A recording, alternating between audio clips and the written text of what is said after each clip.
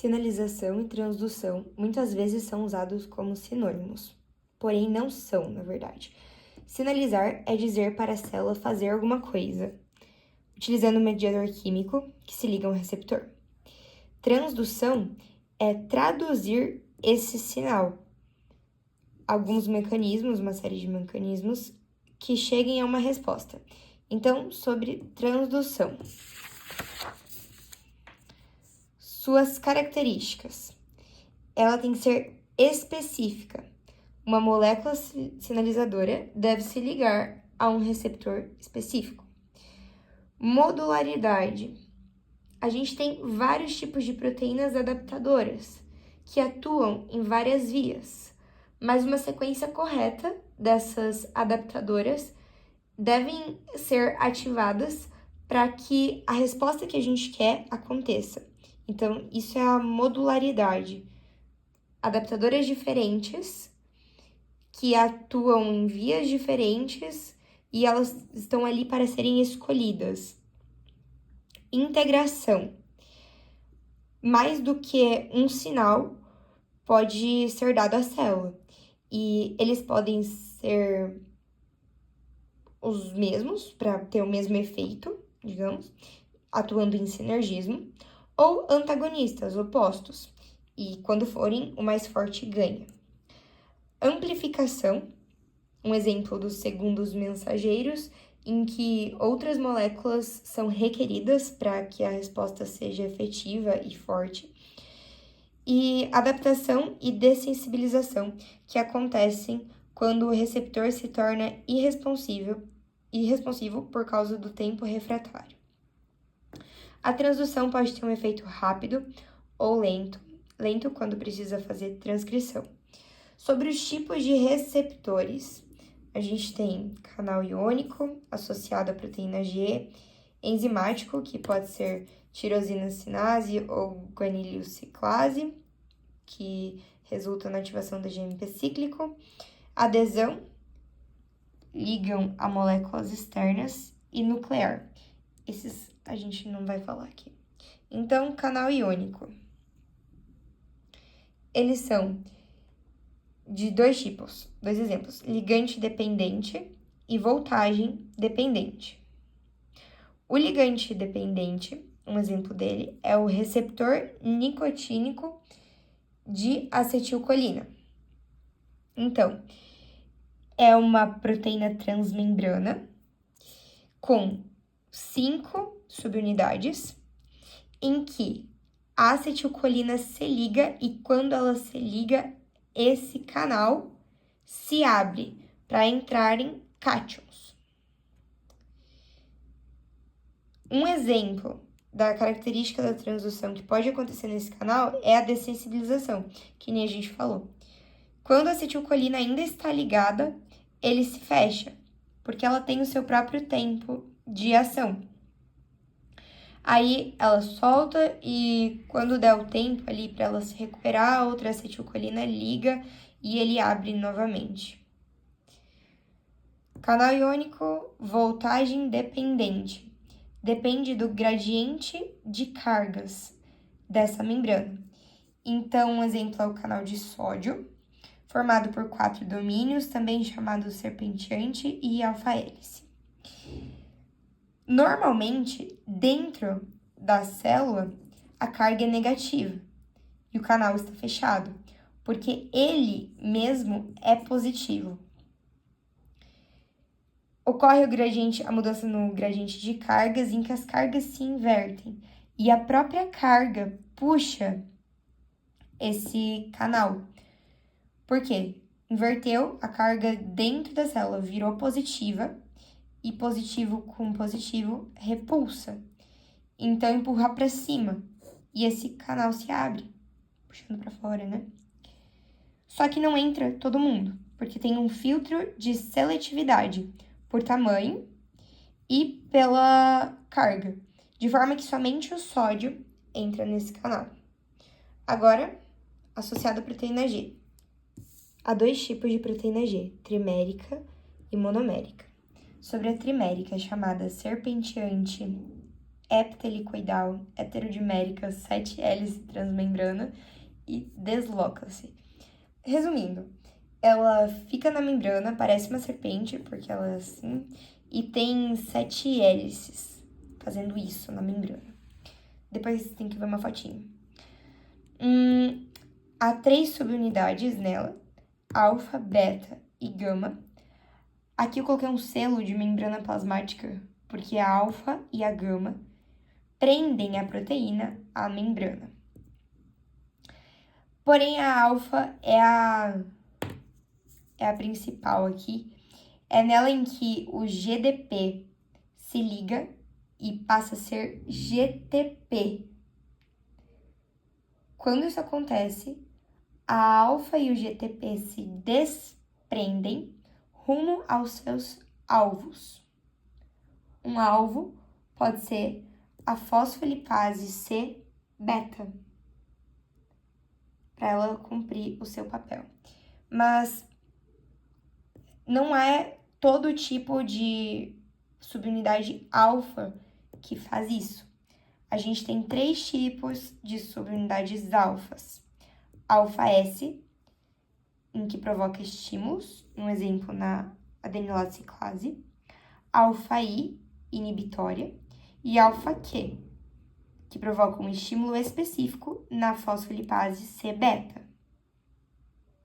De acordo com a subunidade alfa que a proteína G tem, a proteína G se tem uma nomenclatura diferente, que corresponde a alfa. Então, GS, GI e GQ.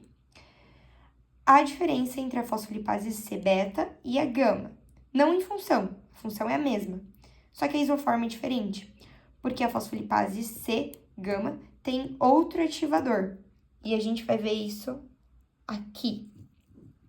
Mas calma, só grava essa informação.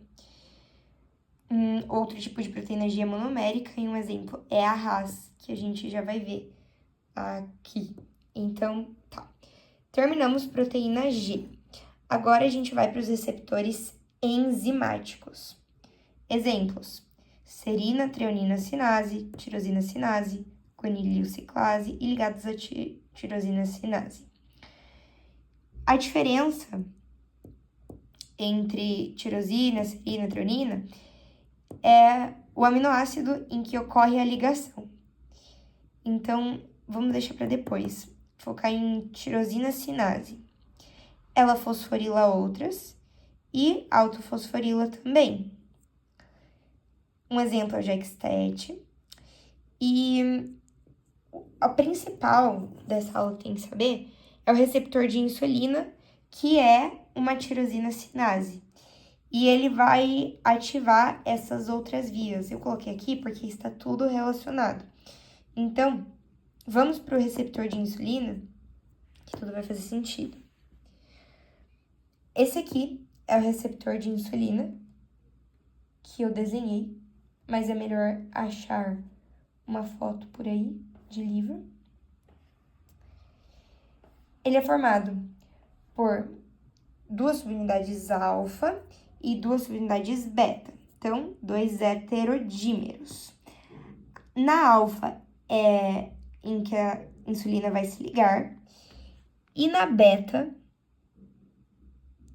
vai acontecer a autofosforilação.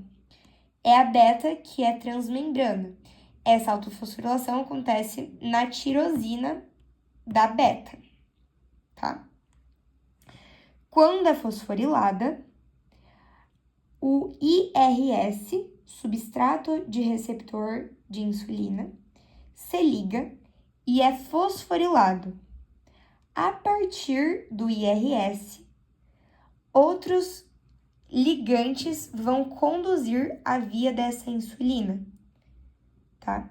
Então, 3 vias vão ocorrer a partir disso aqui, ao mesmo tempo, para amplificar o sinal, tá? Então, por partes, pode ser que uma GRB2 se ligue a essa IRS. E quando isso acontecer, vai ser a via da mapsinase que vai ser ativada. Então, ele se liga porque ele tem o domínio SH2 e ele vai permitir a ligação da SOS. A SOS vai se ligar à RAS, que está ancorada na membrana plasmática. Essa RAS de GDP vai ser ativada quando fosforilada em GTP. E assim, ela está pronta para se ligar à RAF. Então, ela se desloca, liga-se à RAF, ou a RAF se desloca e liga-se nela. E isso vai gerar uma cascata em que o final vai ser a produção ou a ativação, melhor, do fator de transcrição AP1. Mas isso a gente vê mais em imuno. A fosforilação das subunidades beta é cruzada. Então, a tirosina desse receptor, ela é fosforilada, só que um fosforila o outro. Não um autofosforila, que é entre aspas, porque quando é a fosfolipase C que se liga a esse IRS, como se fosse isso aqui, mas sendo a fosfolipase C. Fosfolipase C, ela tem a função de clivar lipídios da membrana em diacilglicerol e IP3, indo para outra via, que a gente não vai ver agora. E é possível também a via da PKB, que ocorre quando a PI3 sinase se liga a essa IRS, fosforilando o PI3, que está na membrana plasmática. E esse PI3 ativado, nele vai se ligar a PDK1 e a PKB. Elas se ligam porque elas têm o domínio pH. A PKB, que é o foco, vai sair da membrana e cumprir a sua função, que é expor GLUT4. Certo, expor GLUT4 para atuação da insulina. De modo que, como a gente viu, agora saindo desse micro aqui, os receptores de insulina estão presentes nos músculos e nos adipócitos. Certo? Isso aqui pode acontecer tanto diretamente, fosforilando a PKB, quanto fosforilando a PDK1, que fosforila a PKB. Então, essa PKB aqui que é mais importante. Então, receptor enzimático, tirosina sinase, aqui a gente já viu. JAK-STAT, um tipo de receptor que as citocinas se ligam. Então, a citocina se liga no JAK, que é o receptor que está na membrana. Quando fosforilado, fosforilação cruzada também, o STAT vai se ligar, que é um fator de transcrição. Então, fosforilou, aumentou a afinidade. Aumentou a afinidade, permite que o STAT se ligue. Quando ele é fosforilado, ele se solta, liga, fosforila, solta. Vai ao núcleo atuar como fator de transcrição. Serina treonina sinase é onde o TGF-beta se liga e é um heterodímero, ocorre a fosforilação cruzada. As proteínas SMAD se ancoram, são fosforiladas. E o resultado final disso aqui vai ser ativar fatores de transcrição no núcleo para bloquear a inflamação, porque o TGF-beta é um anti-inflamatório. Então, uma breve revisão. A gente começou aqui falando dos tipos de receptores, primeiro canal iônico, associado à proteína G e enzimático, os focos. Vamos para cá. Proteína G ali em cima, tirosina sinase. Como se clicasse na tirosina sinase, a gente vai para o receptor de insulina. Do receptor de insulina, as vias, que foram vistas aqui, PKB. Depois, JAK-STAT, outro exemplo. serina, treonina, cinase. A RAS está envolvida na via da MAP, aqui, só que ela é uma proteína G monomérica, e essa é a visão geral.